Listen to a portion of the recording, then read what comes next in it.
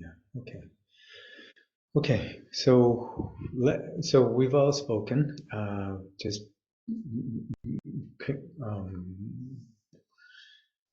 and I think it's valuable to recognize that everybody here has something.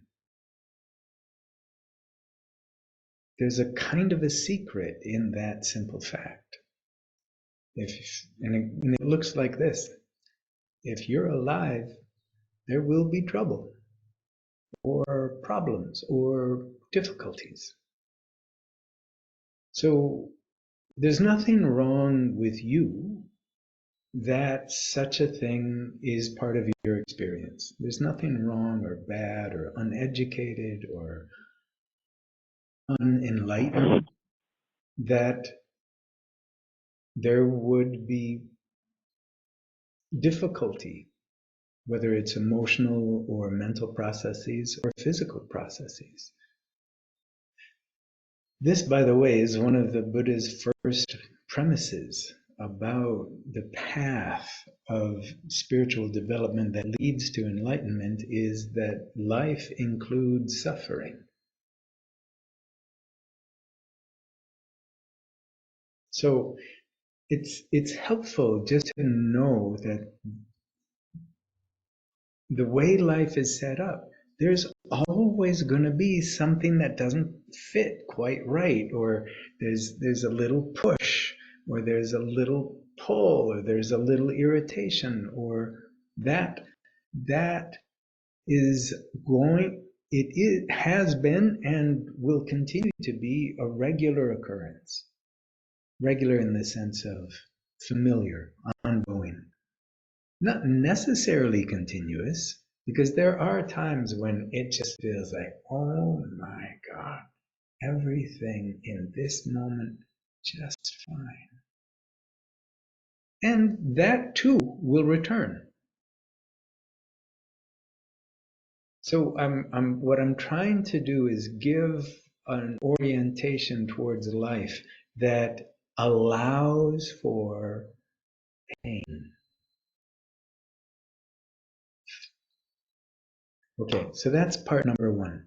Part number two is to introduce a process that comes out of somatic experience therapy called pendulation, where the physical sensations that go along with whatever the worry is, or the uncertainty, or the confusion, or the pain, there's attention to that. And then there's attention to an aspect of your life that feels, or not your life, your present moment experience that feels okay. And going back and forth a few times helps the body realize that this thing over here that I'm calling pain or anxiety, it exists in a larger space, such that that pain or anxiety doesn't become overwhelming. And we can live with it without it becoming dominant.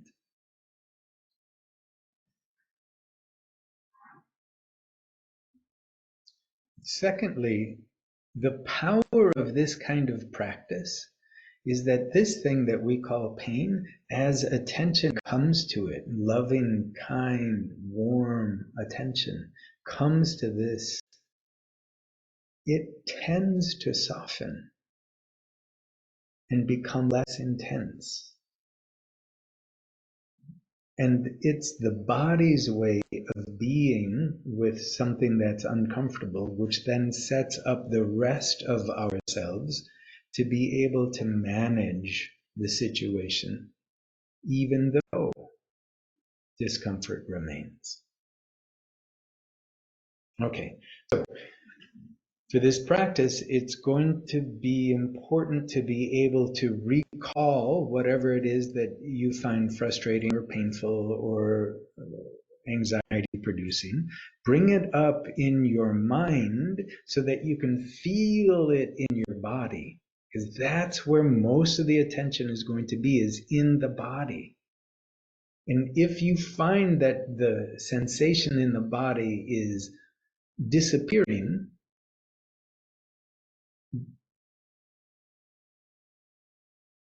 then rekindle with your imagination what it is that's upsetting.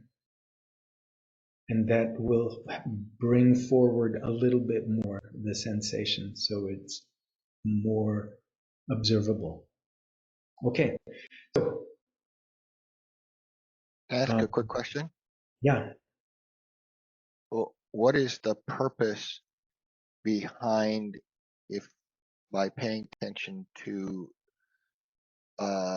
how the experience of discomfort manifests in your body, and then you notice it start to ease up, what is the purpose of then attempting to rekindle it as a problem again? Yeah, great. That's a great question. It's a little more nuanced than what I had said. If the sensation in the body is becoming duller or less clear because our minds are wandering on to something else, that's where I want you to bring your attention back to the body, and if it helps to rekindle the sensation. When the sensation is fading because our attention is elsewhere, that's not what we're after for this practice. So would it be fair to say, because I know that sometimes if you really, really, really focus on something, a headache or whatever, just the mere fact of like paying that much attention to it often lessens Yeah. the experience. Yeah. So is what you're saying that if we notice that the sensation of discomfort is fading as a result of our lack of focus, Yeah. then come back? Yes. Okay, thank you. Clarifying that. Yeah. Yeah. Lovely.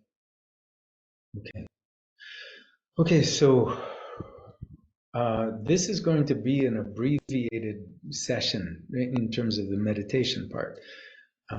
So we'll return to this orientation again for another session.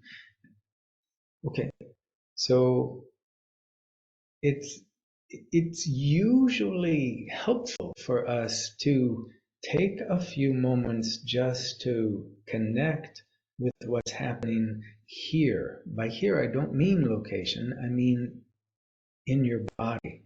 So I'm going to give a few highlights of sensations that are already present as a way to connect with the physicality of here. So the pressure at your buttocks, already here. The movement of your belly and chest.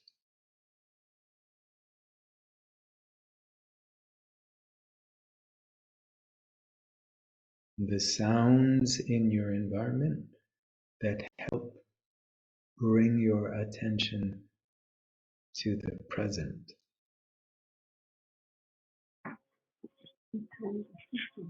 Hearing them now.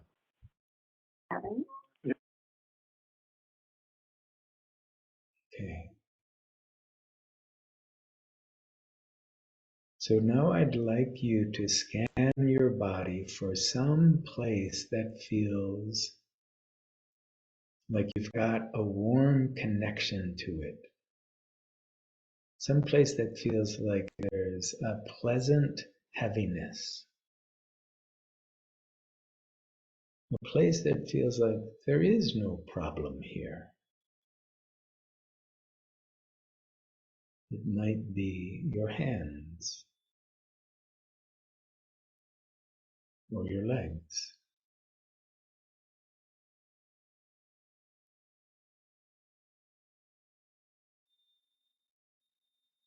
Okay, so this is going to be the home sensation.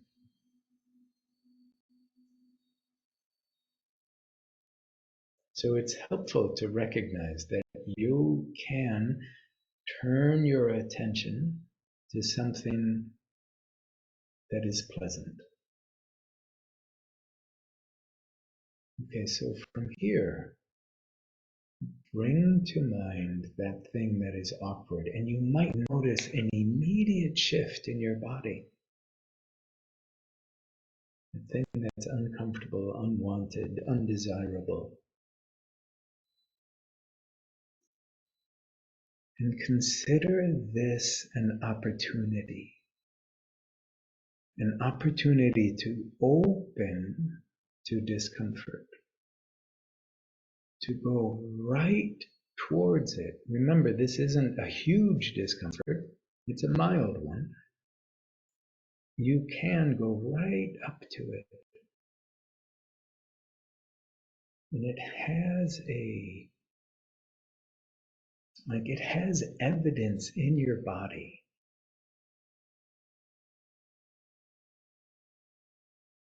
Sustain attention in the location of your body where you feel some sensation that's connected to this thing that's irritating or anxiety producing.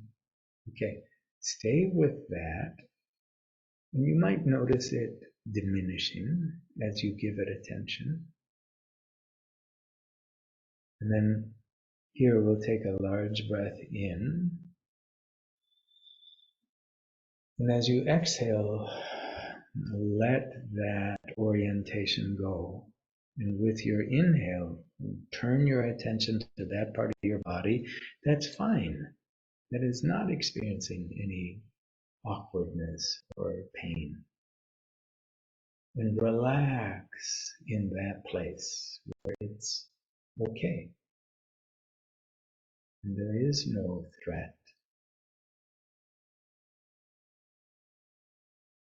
And there is no problem.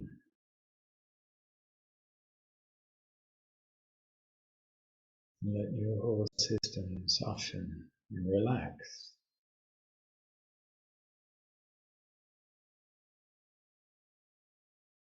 Okay, so we're about to re-enter the painful situation. However, before we go there, consider this an opportunity to go to that place with an open heart, with your heart extended or expanded, to go with a kind of spaciousness that doesn't deny or ignore the hurt. Okay, so when you're ready, bring that situation to mind. You may or may not notice a shift in the body this time.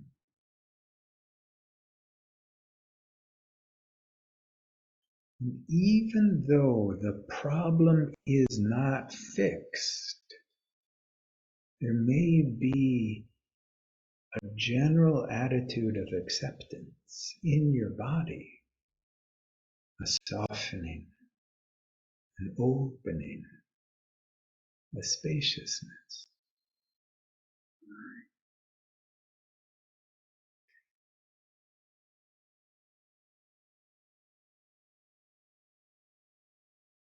So I want you to pay attention to both of these things. One is the thing that's annoying, irritating, as an image in your mind, and to whatever extent a sensation in your body, so that's happening, as well as this openness, this acceptance, this spaciousness.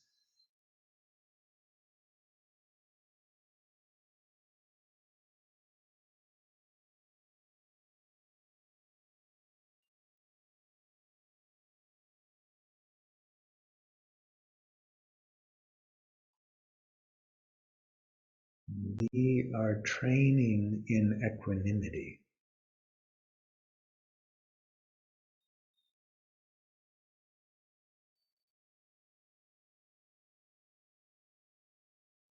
We are developing the capacity to allow for what is.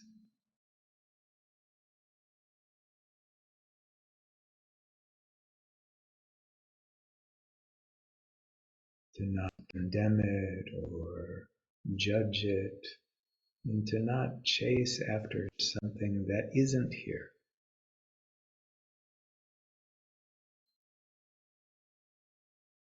Okay, so letting go of that orientation of the thing that's painful and the spaciousness, and just for our last time, returning to that part of the body where it feels okay. There's a pleasant happiness, there's an ease there.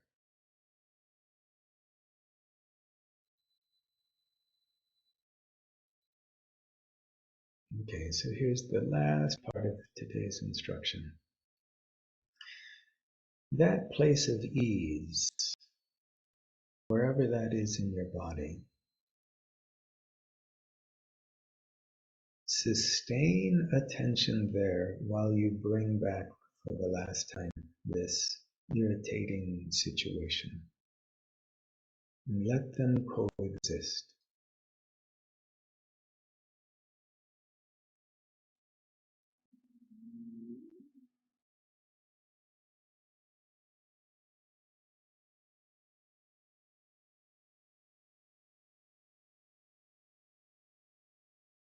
Okay. Okay. So from here, take a big, slow breath in when you're ready. Letting go of those two areas of focus and just continue breathing in. And when you're at the top, see if you can sip in a little more. And from this largesse of spacious, big chest, full lungs, exhale out everything you've got, including any worry, frustration, anxiety, stress. Imagine blowing it right out of your lungs. And then sooner or later, you'll need to inhale fresh air. So with that fresh air inside, let your eyes come open if they've been closed. Letting them bounce a little bit to let the vision in. And then attention back to the screen. Okay. So I know we've got people that need to leave early. It's so helpful to me if you could tell me your real life experience of that practice. And then it would be helpful to the rest of us if you could help, or if you could describe your experience and your insights, if any, that and the result of that practice, because as you describe your experience, you help us realize some version of similarity or overlap that we might not have even considered until you mentioned it. So two things that I'm after. One is just for me as the guide. Let me know how that went for you. And if you have ideas on how to make it better. Okay, and then the second thing is insights from the practice that could be helpful to the rest of us.